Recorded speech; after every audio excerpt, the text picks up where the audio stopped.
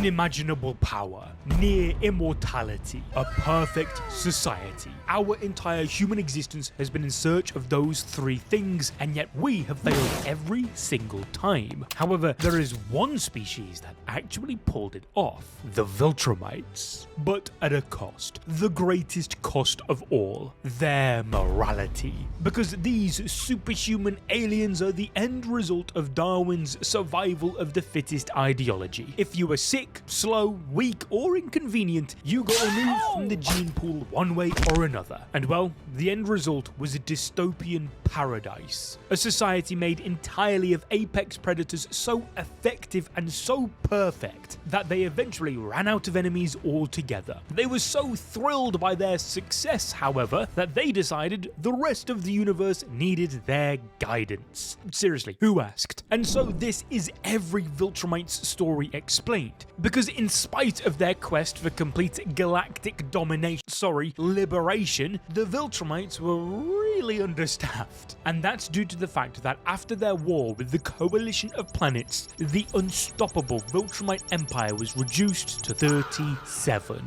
And yet this race of aliens was so unhinged, so built different, that was nearly enough.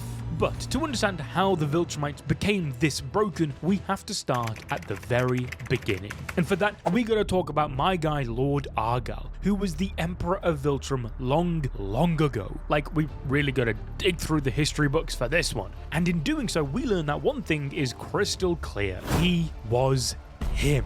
But whilst Argall valued wisdom over brute force and strategy over blind violence, he still believed in social Darwinism with his whole chest, which is why he introduced the weakness was a disease you cut out before it spread mentality that saw the Viltrum Empire conquer the galaxy. Even Grand Regent Thragg, the most batshit violently narcissistic Viltrumite to ever live, viewed Argall as the true symbol of Viltrum's greatness and openly wanted to avenge him, which should immediately tell you how absolute Argall's authority must have been. However, he wanted his legacy to live on forever, and to do that he had to safeguard his son and keep his true identity hidden.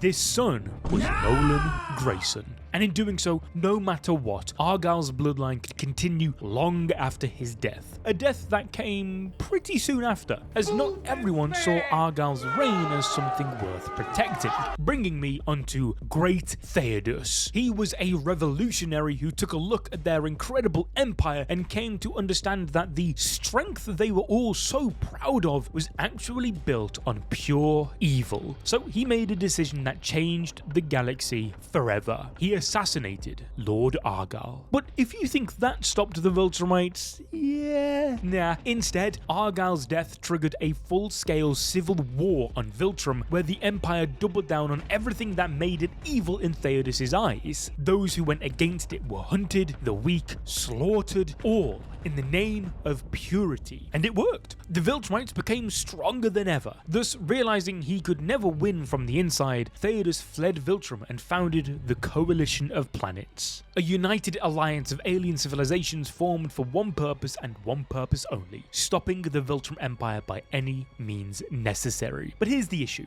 No one would ever follow him if they knew he was a Viltrumite. So Theodus erased himself from existence. He hid his origin, abandoned his identity, and spent over 1,000 years leading the coalition from the shadows, knowing full well that he could never defeat the Viltrumites in direct combat. In spite of this, Theodus didn't need great power to win this battle. Instead, he chose biological warfare. He engineered the Scouge Virus specifically to target Viltrumite DNA. As a result, 99.9% of Viltrumites were wiped out. There were so many corpses birthed from this war that a ring of dead bodies literally formed around the planet. And so Theodus was erased from Viltrumite history entirely to ensure no future Viltrumite would ever even think rebellion was possible again. And yet, as time went on and the Viltrumites rebuilt their empire, Theodus continued. Which is when the moment finally came to finish his empire for good. His plan hinged on Nolan, Mark, and Alan the Alien. But that's not all. He also prepared an even more lethal version of the Scouge Virus, ready to end the Viltrumites permanently if it came to that. And knowing that there was a mole inside the coalition, Theodus made one final move, entrusting the virus to Alan so that even if he died, the mission wouldn't.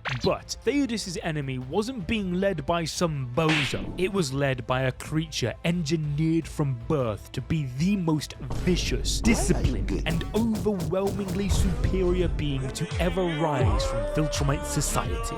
Grand Regent Thragg. Bro was the ceiling of power. So, of course, when the Viltrumite civil war tore their society apart, Thragg cooked, emerging from the culling of the weak as him. He led them during the Scouge Virus attack, carrying the skull of Lord Argall as a reminder of what Viltrum had lost and what it stood for, fully believing that Argall's bloodline had been erased forever. Thus, Thragg essentially crowned himself emperor by default, where under his rule, the remaining Viltrumites returned to what they did best, that being conquering and enslaving entire planets, rebuilding their empire into the most feared military force in the galaxy. And the terrifying part was that no one could realistically oppose them, because Thragg himself was so fundamentally broken that even Omni-Man openly admitted that fighting him was pointless. That's because Thragg had been raised from birth to value strength above all else, which is exactly why it was inevitable that it would corrupt him.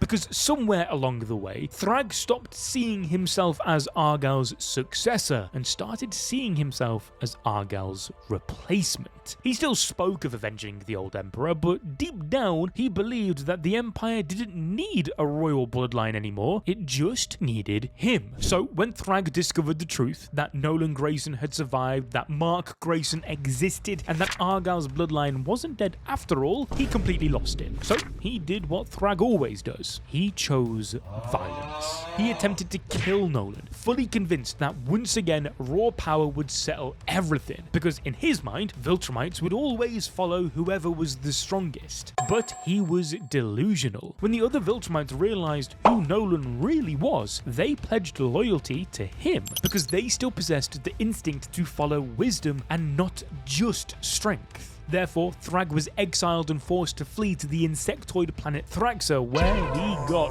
freaky. My guy turned the entire planet into a breeding farm. Thragg smashed with countless Thraxan women, because thanks to their accelerated growth, he could speedrun an entirely new Viltrumite empire. However, they were not a family, merely meat puppets born to serve him in reclaiming his throne. Thus, when Alan clocked what Thragg was up to, he sent the one being he believed could stop him, Battle Beast. Now, he is no filler character, don't mistake that. This was a man who stood on business when it came to throwing hands and stacking kills. And that's why the fight that followed was one of the most brutal fights in the entire series. They fought for days on end across the planet at such insane speeds that even spectators couldn't tell who was winning or losing. However, there was a winner. Barely. And that was Thragg. From there, in a form of either the ultimate respect or disrespect, I can't quite tell, Thragg turned Battle Beast into the drippiest cape in galactic history. From that point on, Thragg ruled Thraxan as its god king, surrounded by his rapidly growing army of hybrid children, including his eldest daughter Ursal and her half-brother Onan, who would later die in the war. But Ursal, like Theodus did all those years before with Argall, saw the true horror of her father's rule. She watched her siblings throw themselves into hopeless battles just to earn a shred of recognition from a father who considered them impure lesser beings. And that resentment, combined with Thragg's obsession with reclaiming power from Nolan, pushed him into reckless decisions that cost him everything. Because when the final conflict came, Ursal did something Thragg never expected. She took command of the remaining Thraxtrumites, ordered a ceasefire, and peacefully integrated her people into the new Viltrumite society without Thragg. As in the end, locked in battle with Mark Grayson on the surface of the sun, Thragg met his end, all alone with nobody to love him. But not before taking some of those closest to Mark with him. Starting with Nolan Grayson. After all, Thragg is basically what Nolan would have become if his little holiday to Earth never happened and if Mark was never born. Because as a young Viltrumite, Nolan genuinely believed in his people's system and mission to liberate the stars. In fact, Nolan became such a good soldier that it didn't take long before he was leading his own unit and earning a reputation as one of Viltrum's most generational talents. And so after the Scouge Virus, Nolan became a perfect candidate for the Empire's new long-term strategy of galactic dominance. Thus, he was stationed on Earth to weaken its defenses from within and prepare it for total takeover. As a result, Omni-Man was born. But of course, what Viltrum failed to account for was that whilst Nolan was living on Earth, well, he was doing exactly that. He was living. For the first time ever, he was experiencing another way of life, one totally different to everything he had known before. And that was made all the more clear when he fell in love with Debbie. With each passing day, Nolan became less Viltrumite and more human. That internal conflict only got worse once Mark was born as well, because suddenly Earth meant more to him than just a mission. It was now Nolan's new home. Because of this, the day Mark developed his powers, Nolan was trapped in a war with himself. Inside him, it was Viltrumite versus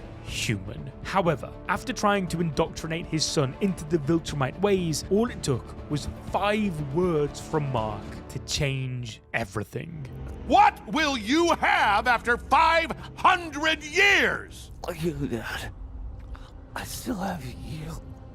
It was at that exact moment that the Viltrumite inside Nolan lost, which is why after his brutal battle with Mark, Nolan didn't double down like Thragg would have. Instead, he left. He distanced himself from Earth to try and understand why he hesitated, why he felt guilt, why he felt emotionally vulnerable for the first time. All things, remember, that the Viltrumites are supposed to oppose. Now that search for answers led him to Thraxan, where he tried to make up for his failure on Earth by completing his mission there instead, which is where, again, things got freaky. In actuality though, the birth of Oliver was what kickstarted Nolan's redemption arc. It confirmed to him that the Viltrum Empire was wrong, that being human was for the better, and so he abandoned being a soldier and chose to be a father. Thus, he was no longer invading a planet on behalf of the Viltrumites, he was instead defending it from them, or to keep those he loved safe. Now, let's not get carried away. I'm not saying that bro became this perfect saint. Nolan's guilt still followed him everywhere, and he even snapped at Mark asking how he knew that the human way was the right way. Nonetheless, the two fought side by side to protect Thraxan, where Nolan was ultimately captured and taken as a prisoner, but not before telling Mark about his books. You see, his silly little sci-fi adventure stories were Nolan's secret way of documenting Viltrumites and their weaknesses. They detailed true events of Nolan's battles and moments where he nearly died, giving the Coalition a way to prepare for the inevitable Viltrumite war. In the meantime though, Nolan was imprisoned, where he finally admitted that Debbie was never a tool or a pet, but his wife. However, the chance of him ever telling her how much she meant to him in person swiftly dwindled, as Nolan was set for execution once his injuries had fully healed. The only reason he survived was thanks to Alan befriending him and busting him out, which is why when the Viltrumite War finally began, Nolan returned to Earth as a father this time, asking his son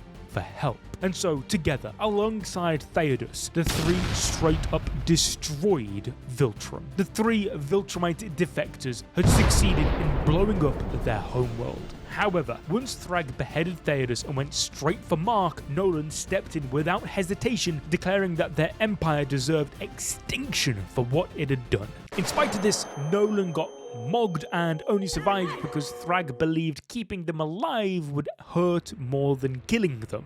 However, Grand Regent Thragg would soon return to Earth, offering a peaceful takeover, hiding Viltrumites amongst the humans to begin breeding. And well, Nolan actually, albeit still reluctantly, accepted this, because he believed that, like him, the other Viltrumites would see the beauty of Earth and the human race, that he was living proof of the effects it could have on the Viltrumites. Which is why when Alan suggested releasing the Scouge Virus on Earth to end the Viltrumite threat permanently, Nolan turned on him, recognizing the plan as no different to what Viltrum had done previously with other genocides. But even Oliver sided with Alan, believing that humans weren't as pure as Nolan believed. Thus, history looked to be repeating, with Nolan fighting his son, this time on the side of humanity. However, he couldn't bring himself to do it. He refused to strike down his son. Now, thankfully, Alan came to learn that genocide isn't a good look, so he didn't go through with it, which was good, as soon after, the truth of Nolan's lineage was revealed, making him the rightful emperor of the Viltrumite Empire. Yet, he did not rule like Lord Argall, like his father. Power meant nothing to him if the same cycle of violence that had plagued the Viltrumites for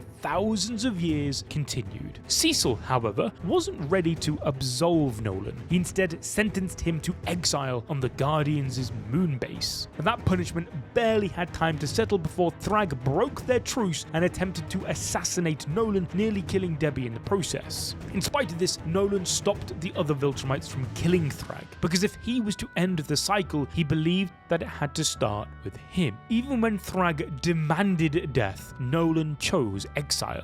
However, he would soon live to regret that mistake, as over the course of the following 5 years, Alan had been using Oliver as a double agent, forcing him to feign loyalty to Thragg. In order to sell the act though, Oliver was made to give up Mark's location. Therefore, Thragg and 2 of his children jump him and his family, leaving behind their corpses. But of course, Eve's powers kick in and revive her and Mark with even better bodies. This of course raised a bit of a pickle though, because on one hand, Nolan didn't want to start another war, but on the other, it's that kind of thinking which led to this exact situation in the first place. In the end though, it was Mark who made his dad realize what needed to be done, that Thragg's army of soldiers needed saving, and the only way to do that was by getting rid of him once and for all. And well, the battle that followed was elite. After a full day of non-stop bloodshed, the coalition retreated towards Earth, Thragg following. And this is where Nolan was proven right. The Viltrumites who had been living there had changed. They loved their families and were willing to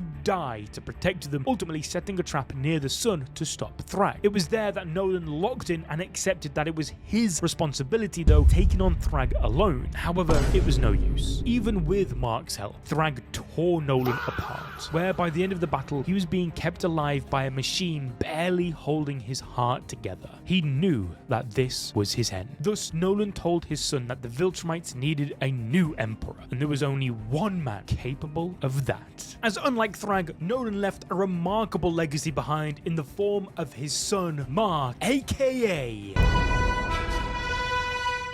The reason this kid was the future of Viltrumites was because bro was raised as a human. Because despite Mark's genes being 99% Viltrumite, he retained 100% of his humanity. Thus, he had no hatred for any being and even refused to kill his worst enemy, Angstrom Levy, until absolutely pushed to the brink. However, after his dad left Earth, Mark was left to become the planet's mightiest hero, even if he was essentially a toddler. Thus, he was far from becoming the OP demigod that he would one day be. But even as this baby flyer, Mark tried to stop a bomb by grabbing the poor guy strapped to it and zooming into the Arctic, covering 15,000 kilometers in 26 seconds, which is about Mach 1700 by the way. And that's right after first unlocking his powers. By season 3, it's stated that his speed has increased 65%, bringing him up to Mach 2800 at an absolute minimum. And let's not forget that bro's even benching 400 tons for reps too. Now, whilst this training montage might look inspiring, the truth behind Invincible's growth stems from the fact that, well, he was getting folded over and over and over again. Now, luckily you don't gotta nearly die to become invincible. Instead, you can get a crazy boost of energy from my guys over at Gamersubs. You should know by now that I absolutely swear by this shit. Genuinely, every video I have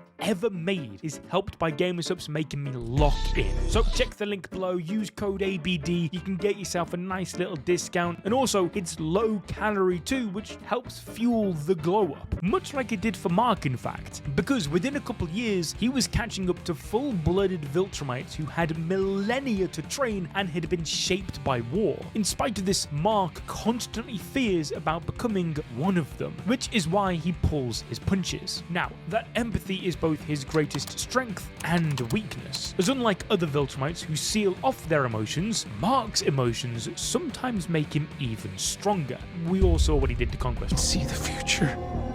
You don't live to see tomorrow. Right? Part of the reason for why Mark feels so responsible to protect those he loves and set an example to be proud of is because he's essentially the man of the house at 17 after Nolan dips. He can bench all he likes, but that emotional weight hits different, which is why he's so quick to accept his father back into his life when they reunite. Nonetheless, trauma is trauma at the end of the day, thus when Conquest returns for round 2, Invincible snaps. Let's just rewind for 1 second, because Conquest wasn't just another Viltrumite brute. It's not like when Mark faced his dad, for example. Conquest was terrifying even to other Viltrumites. That is how built different he was. He had lived, breathed, and bled all of Viltrumite history. During the peak of the Great Purge, whilst some Viltrumites questioned if killing the weak was correct, Conquest found it fun. He lived to feel the blood and guts of others soaked into his fists. That's why he became Thragg's main man, the guy to do the shit no other Viltrumite would do. He was even responsible for going on the mission that eventually saw even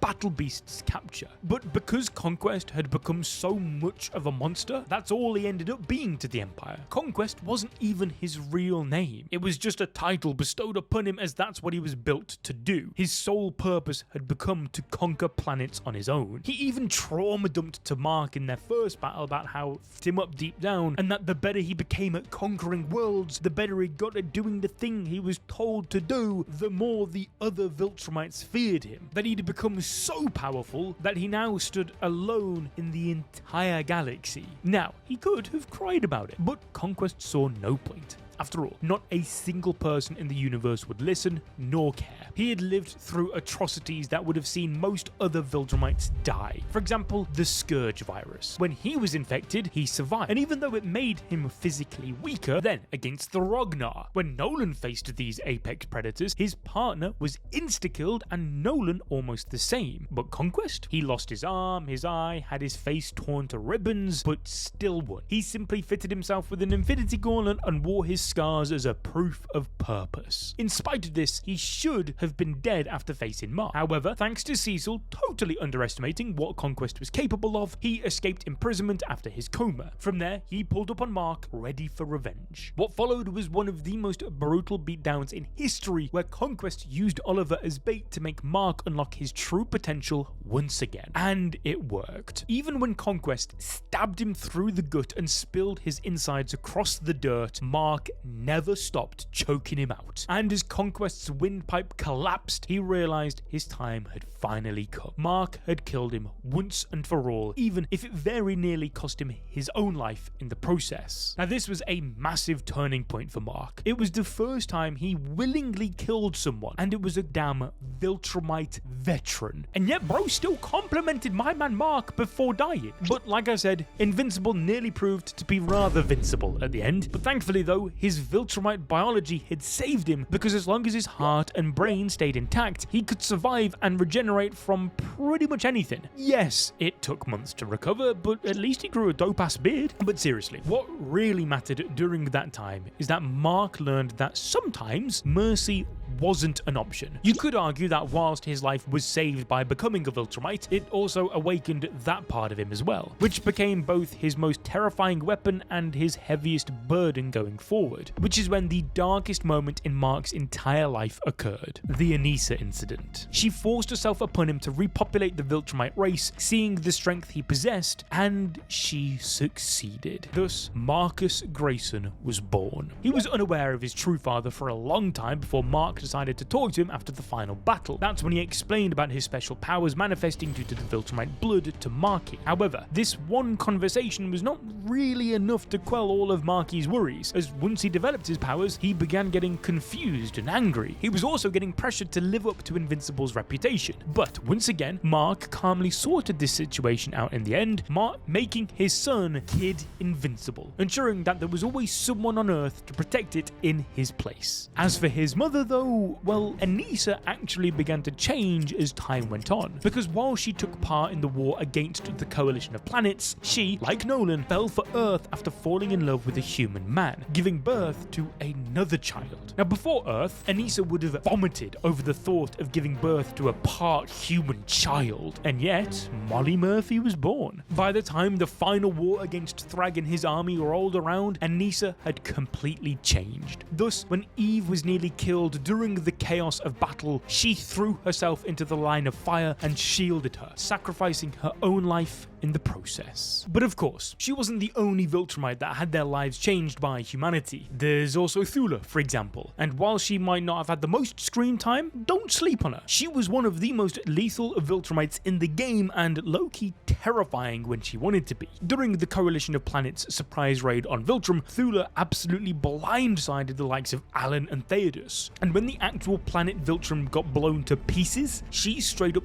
tanked the shockwave. But of course, the death of Viltrum and her arrival on Earth also marked the beginning of her change, as she too blended into human society and raised a child, siding with Earth against Thragg. Now there was also Lucan. If he was sent after you, it was because the Viltrumites wanted you dead, like with Alan, Nolan, and most of Thraxan. I mean, he straight up blew Omni-Man's back out. What did he say? Okay, not like that, but after the Viltrumite War, Lucan began a new life as a businessman, and despite his mission being to interbreed with as many people as possible, the woman he had met had been hurt by a previous partner cheating. Thus, Lucan refused to procreate with other women, not wanting to hurt her feelings. And so, in the end, he threw away his kill-on-sight life and simply became a loyal boyfriend with a 9-to-5. But whilst he and Thula became loyal lovers, General Craig became General Fuckboy. However, before he became Earth's most unexpected DILF, Craig was the guy in the Viltrumite military. We're talking pre-Nolan era, Scouge Virus survivor, Civil War veteran, and one of the few old heads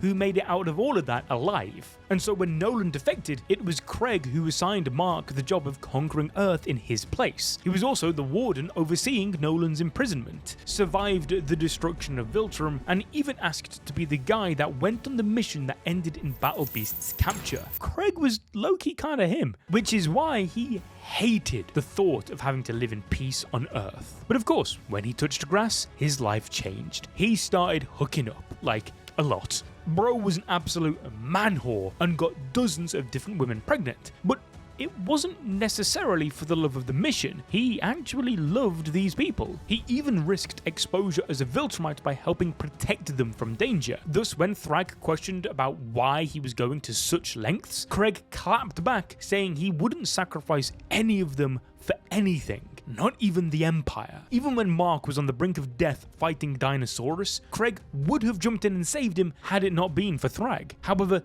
this only reinforced that Thragg didn't care about Viltrumite lives. Not really. And so when Thragg tried to execute Nolan after learning he was Argall's heir, Craig stood up to Thragg. Now, once the new Viltrumite Empire was born, we don't really know what happened to Craig. But like all the others Nolan helped change, odds are he enjoyed life with his big-ass family, much like Mark, who doubled down on protecting his family and not becoming the monster Anissa wanted him to be. Now, that wasn't the easiest thing to do though, when your supposed friend, Robot, secretly lures you into another universe and leaves you there. The reason for this was because Robot saw a version of Mark there that had turned into a complete tyrant, and following the events of the Invincible War, Robot was worried that the biggest threat to Earth was actually its strongest hero. It was literally like when your girlfriend wakes up from a dream where you cheated on her and she blames it on you. What the did I do wrong? And so for Mark, this was 6 months of pure hell. Meanwhile though, Robot told everyone that Mark had died, and even comforted Eve through her grief. I mean,